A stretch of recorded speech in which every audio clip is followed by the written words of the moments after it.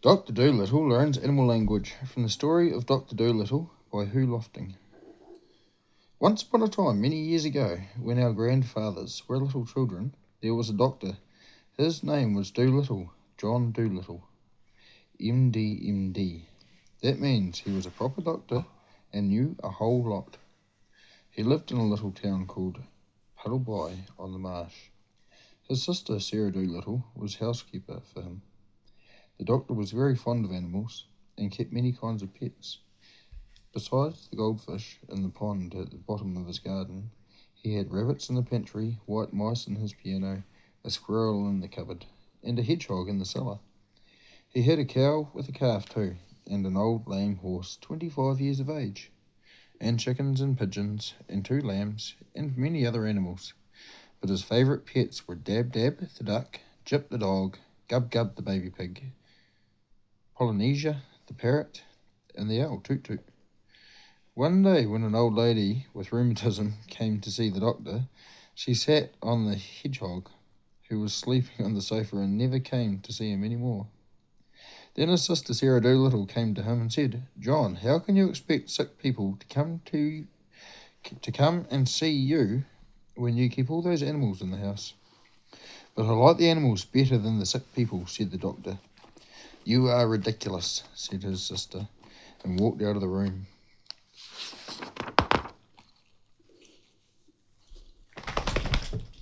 So as time went on, the doctor got more and more animals, and the people who came to see him got less and less, and the money he had saved up grew littler and littler. It happened one day that the doctor was sitting in the kitchen talking with the cat's meat man who had come to see him with a stomach ache. "Why don't you give up being a people's doctor and be an animal doctor?" asked the cat's meat man.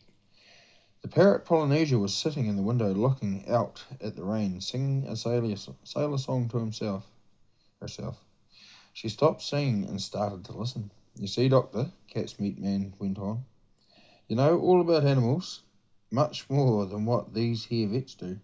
The books you wrote about cats, why, it's wonderful. I can't read or write myself, or maybe I'd write some books, but my wife, Theodosia, she's a scholar, she is, and she read your books to me. Well, it's wonderful. You might have been a cat yourself. You know the way they think, and listen. You can make a lot of money doctoring animals. I'll send all the old women who had sick cats and dogs to you. And if they didn't get sick fast enough, I could put something in the meat I sell them to make them sick, see?" "Oh, no," said the doctor quickly. "That wouldn't be right." "Oh, I didn't mean real sick," answered the cat's meat man. "But as you say, maybe it ain't quite fair on the animals. But they'll get sick anyway, because the old woman always give 'em too much to eat. And look, all the farmers round about who had lame horses and weak lambs, they'd come, be an animal doctor." When the cat's meat man had gone, the parrot flew off the window onto the doctor's table and said, "The man's got sense. Give the silly people up. If they haven't brains enough to see you're the best doctor in the world, take care of animals instead. They'll soon find it out. Be an animal doctor."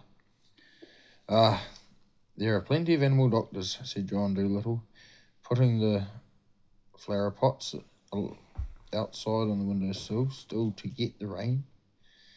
"Yes, there are plenty," said Polynesia, "but none of them are any good at all. Now listen, Doctor. I'll tell you something. Did you know that animals can talk?" "I knew that parrots can talk," said the doctor. "Ah, we parrots can talk in 2 languages, people's language and birds' language," said Polynesia proudly. "If I say, 'Polly, want a cracker,' you understand me, but hear this.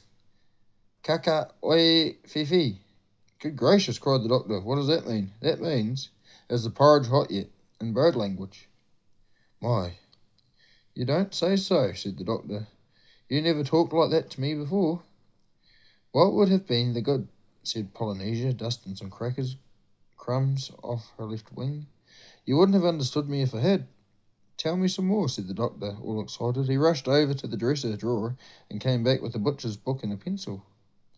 "Now don't go too fast, and I'll write it down. This is interesting, very interesting, something quite new. Give me the bird's ABC first, slowly now." So that was the way the doctor came to know the animals had a language of their own and could talk to one another. And all that afternoon, while it was raining, Polynesia sat on the kitchen table giving him bird words to put down in the book. At tea time, when the dog Jip came in, the parrot said to the doctor, "See, he's talking to you." "Look at me as though he were scratching his ear," said the doctor. "But animals don't always speak with their mouths," said the parrot, raising her eyebrows. "They talk with their ears, with their feet, with their tails, and with everything. Sometimes they don't want to make a noise. Do you see now the way he's twitching up one side of his nose?" "What's that mean?" asked the doctor. "That means—" "Can't you see that it has stopped raining?" Polynesia answered. "He is asking you a question. Dogs nearly always use their nose for asking questions." After a while, with the parrot's help, the doctor got to learning the language of the animals so well that he could talk to them himself and understand everything they said. Then he gave up being people's doctor altogether. As soon as the cat's meat man had told everyone that John Dolittle was going to become an animal doctor, old ladies began to bring their pet pugs and poodles who had eaten too much cake, and farmers came many miles to show him sick cows and sheep. One day, a plough horse was brought to him, and the poor thing was terribly glad to find a man who could talk in horse language.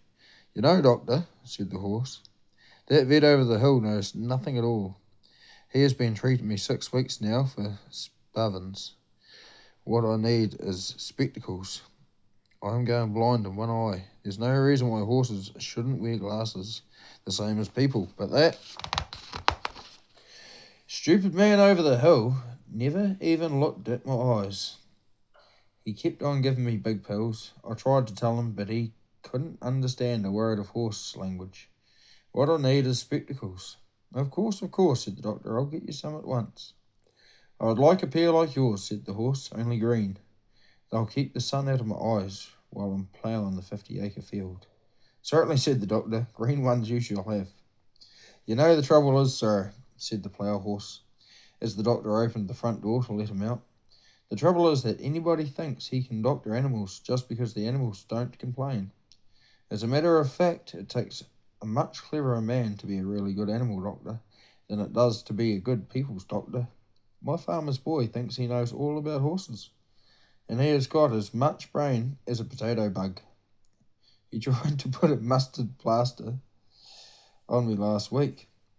"Where did he put it?" asked the doctor. "Oh, he didn't put it anywhere on me," said the horse. "He only tried to. I kicked him into the duck pond." Well, said the doctor. "I'm a pretty quiet creature as a rule," said the horse. "Very patient with people, but don't make much fuss. But it was bad enough to have that vet giving me the wrong medicine. And when that booby started to monkey with me, I just couldn't bear it any more." "Did you hurt the boy much?" asked the doctor. "Oh, no," said the horse. "I kicked him in the right place. The vet's looking after him now. When will my glasses be ready?" "I'll have them for you next week," said the doctor. "Come in again on Tuesday." Then John Dolittle got a fine big pair of green spectacles, and the plough horse stopped going blind in one eye and could see as well as ever. Soon it became a common sight to see farm animals wearing glasses in the country round Puddleby, and the blind horse was a thing unknown. And so it was. All the other animals that were brought to him, as soon as they found that he could talk their language, they told him where the pain was and how they felt, and of course it was easy for him to cure them. Now all these animals went back and told their brothers and friends that there was a doctor in the little house with the big garden who really was a doctor. And whenever any creature got sick, not only horses and cows and dogs, but all the little things of the fields, like harvest mice and water voles, badgers and bats, they came at once to his house on the edge of the town. His big garden was nearly always crowded with animals trying to get in to see him. There were so many that came that he had to have special doors made for the different kinds. He wrote horses over the front door, cows over the side door, and sheep over the kitchen door. Every kind of animal had a separate door, Even the mice had a tiny tunnel made for them into the cellar, where they waited patiently in rows for the doctor to come round to them. And so, in a few years' time, every living thing for miles and miles got to know about John Dolittle, MD, and the birds who flew to other countries in the winter told the animals in foreign lands of the wonderful doctor of Puddleby on the Marsh, who could understand their talk and help them in their troubles. In this way he became famous among the animals all over the world, better known even than he had been among the people of the West Country, and he was happy and liked his life very much.